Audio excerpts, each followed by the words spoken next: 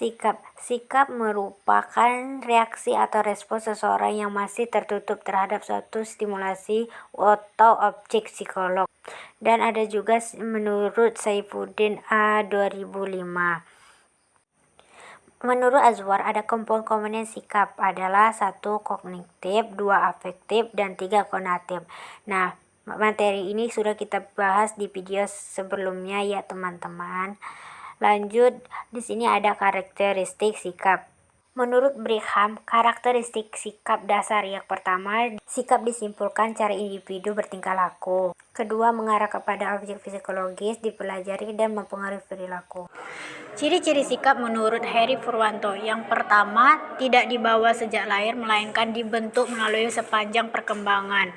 Yang kedua, dapat berubah-ubah. Yang ketiga, tidak berdiri sendiri. Yang keempat, sikap itu merupakan suatu hal tertentu tetapi dapat juga merupakan kumpulan dari hal-hal tersebut. Fungsi sikap menurut Katz. Yang pertama ada fungsi instrumental atau fungsi penyesuaian dan fungsi manfaat. Fungsi ini berkaitan dengan sarana dan tujuan. Orang memandang sejauh mana objek sikap dapat digunakan sebagai sarana atau alat dalam rangka mencapai tujuan. Kedua, fungsi pertahanan ego, yaitu diambil oleh seorang demi untuk mempertahankan ego atau akunya. Ketiga, fungsi ekspresi nilai. Sikap yang ada pada diri seseorang merupakan jalan bagi individu untuk mengekspresikan nilai yang ada pada dirinya.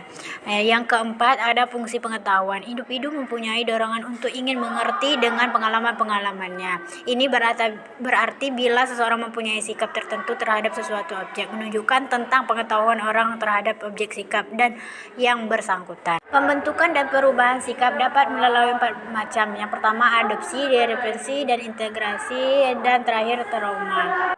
Proses pembentukan dan perubahan sikap bukan suatu pembawaan, melainkan hasil interaksi antara individu dengan lingkungan sehingga bersifat dinamis. Sebagaimana yang dinyatakan oleh Sherif, bahwa sikap dapat berubah karena kondisi dan pengaruh yang diberikan.